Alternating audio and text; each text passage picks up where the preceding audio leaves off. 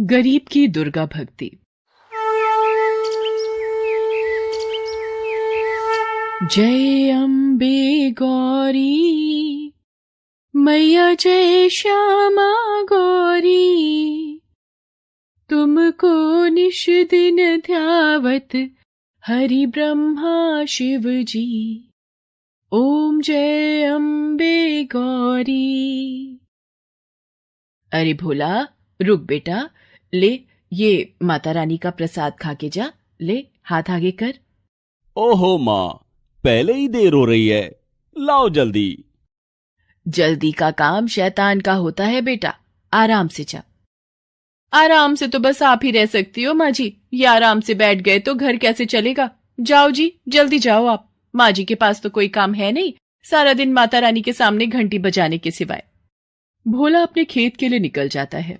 ना तो उसने मीना को उसके व्यवहार के लिए टोका और ना ही मंगला उसे कुछ कह सकी। दरअसल मंगला की बहू मीना बहुत ही तेज तर्रार थी, साथ ही लालची और मतलबी भी। वो मंगला से कभी भी सीधे मुंह बात नहीं करती थी। भोला भी उसी के रंग में रंग चुका था। दूसरी तरफ मंगला सारा दिन बस मां दुर्गा की भक्ति में ही लीन रहती थी। उसे दुनियादारी से कोई मतलब ही नहीं था। ना उसे मीना से कोई उम्मीद थी और ना ही भोला से। उसे तो बस अपनी माता रानी का साथ ही चाहिए था जो उसके पास था। माते, ये मंगला आपकी परम भक्त है, लेकिन इसकी ये बहू इसे कितना प्रताड़ित करती है। ना तो उसे ठीक से खाने को देती है और ना ही पहनने को। इसका बेटा भी इसकी परवाह नहीं करता। माते, आपको नहीं लगता कि मंगला को आपकी मदद की आवश्यकता है?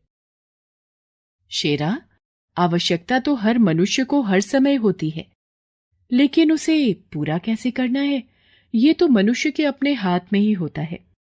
विधि के विधान में सभी का भाग्य लिखित है। थोड़ा धीरज रखो।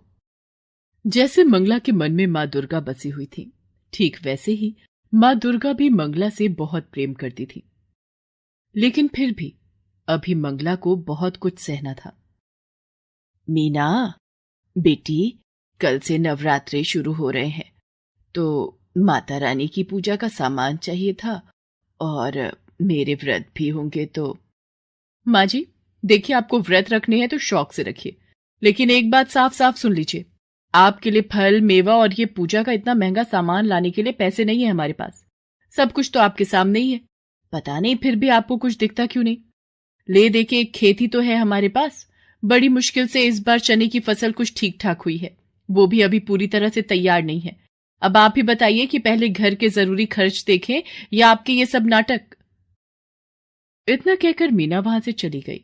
मंगला ने बड़ी उम्मीद भरी नजरों से भोला की तरफ देखा, लेकिन भोला ने भी उसकी उम्मीदों को पल भर में तोड़ दिया। माँ, मीना ठीक ही तो कह रही है। वैसे भी तुम्हारा हर दिन तो माता रानी के नाम से ही शुरू होता है और उन्हीं के नाम के साथ खत्म भी होता है। तो फिर ये नवरात्रि पर व्रत रखने से क्या खास हो जाएगा? खामखा तुम्हारी तबीयत बिगड़ जाएगी और फिर डॉक्टर की फीस और दवाइयों पर फालतू खर्च, ये सब बड़ा भारी पड़ जाएगा माँ। मंगला फिर कुछ न कह सकी, लेकिन वो उदास जरूर थी। उसने तो सोचा था कि इस नवरात्रि पर वो माता रानी का नया मंदिर बनवाएगी, लेकिन यहां तो पूजा का सामान ही नहीं आ पा रहा था। वो उदास होकर माता रानी के सामने गई और हाथ जोड़कर बोली, मां, मेरे बच्चों को क्षमा करना। ये नादान है, पर मैं जानती हूं कि आप अपने इस भक्त की मदद जरूर करेंगी। इतना कहकर मंगला रोने लगी। दूसरी तरफ मीना के दिमाग में नई खिचड़ी पकने लगी थी। सुनो जी, मैं क्या बोल रही थी, अपने खेत की फसल बस तैयार ही होने वाली है, तो किसी को तो उसकी रखवाली करनी ही होगी।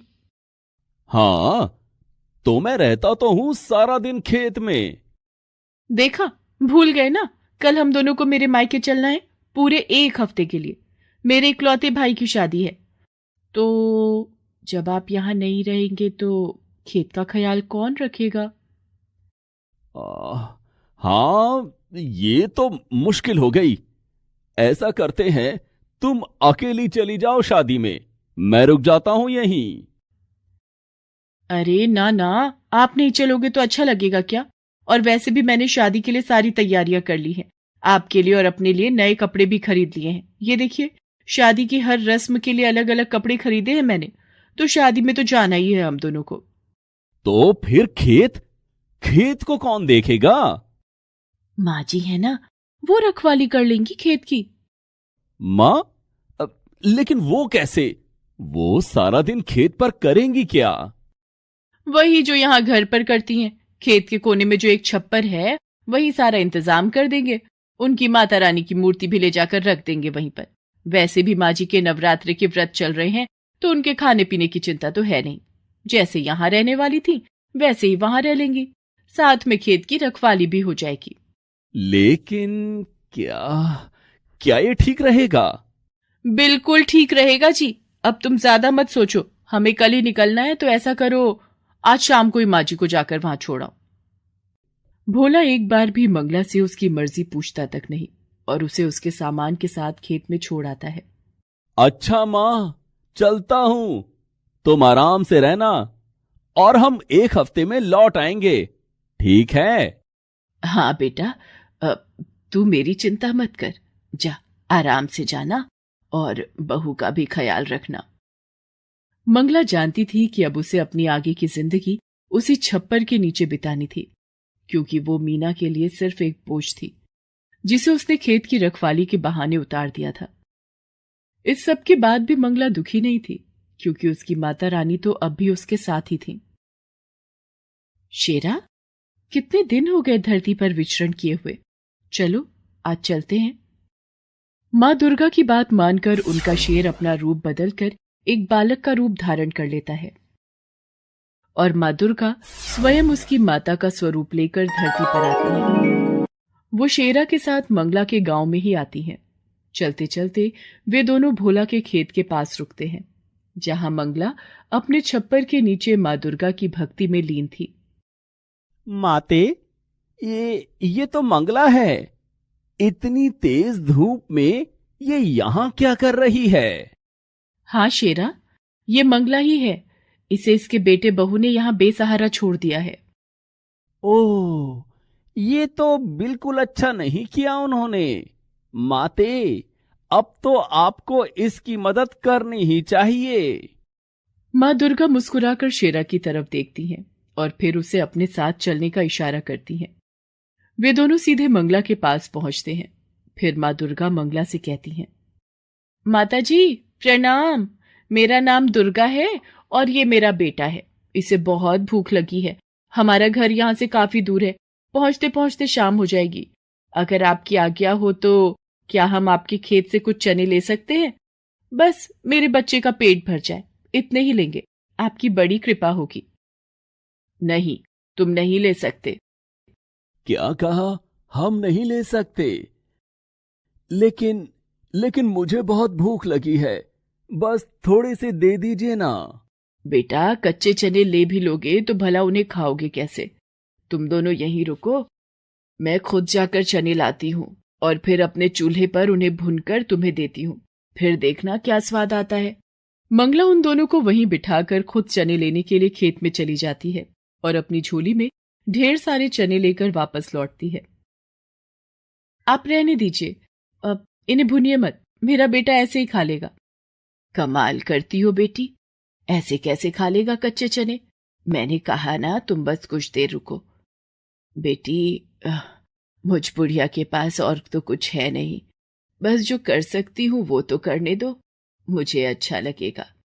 वैसे भी माता रानी के नवरात्रे चल रहे हैं और पता नहीं मैं कंजक पूजन कर भी पाऊंगी या नहीं। इस प्यारे से बच्चे और तुम्हें चने खिलाकर ही संतोष लेने दो मुझे। इसके बाद मंगला बड़े ही प्यार से अपने चूल्हे पर उन चनों को खूब अच्छे से भूनती है और फिर माँ दुर्गा और शेरा को खिलाती है। इसके बाद, धन्यवाद माता जी, आपके चनों का स्वाद मैं कभी नहीं भूलूंगी।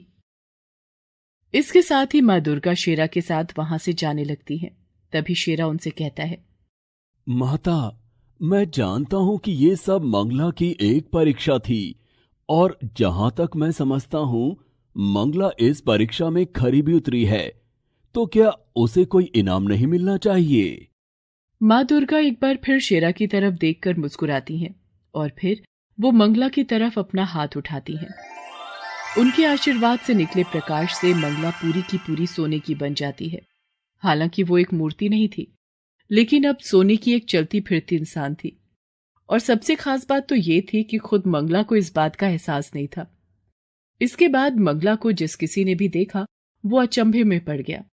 अब तो सारा गांव ही मंगला को अपने साथ रखने को तैयार था, यहां तक कि मीना भी। माँ जी, चलिए घर चलिए हमारे साथ। अब आपको यहाँ रहने की कोई जरूरत नहीं। मैं आपकी खूब सेवा करूंगी। नहीं बहू, तुम्हें परेशान होने की जरूरत नहीं है। अब तो पूरा गांव मुझे रखने को तैयार है। अरे ऐसे कैसे? आप किसी के भी साथ चली जाएंगी? माँ जी, हम आपके सगे हैं, हमसे ज्यादा प्यार आपको कौन करेगा भला? और वैसे भी माँ जी, सबको आपसे बस सोना चाहिए, आपकी तो यहाँ किसी को नहीं पड़ी। हाँ बहू, तुम्हारी ये बात तो बिल्कुल सच है। इसीलिए मैंने तय किया है कि मैं किसी के साथ नहीं जाऊंगी, अपनी माता रानी के साथ यहीं रहूंगी हमेशा। नहीं माँ जी, मैंने कहा ना, आप मेरे साथ चलिए, अपने घर चलिए। हम आपके लिए माता रानी का बहुत बड़ा मंदिर बनवा कर देंगे। आप सारा दिन माता रानी की पूजा करना। और अब से हर नवरात्रि हम माता रानी के नाम से जागरण भी करवाएंगे। नहीं बहू, अब इस सब की जरूरत नहीं है। इतना कहकर मंगला माता रानी के चरणों में अपना सिर रखती है और अगले ही क्षण वो अपने प्राण त्याग देती है। ऐसा लग रहा था मानो उसने माता रानी के चरणों में ही मोक्ष को प्राप्त कर लिया था। मंगला को जो चाहिए था वो उसे मिल गया था, लेकिन मीना को नहीं, क्योंकि ना तो अब मंगला सोने की थी और ना ही मीना के किसी काम की। Please subscribe this channel. Please subscribe this channel.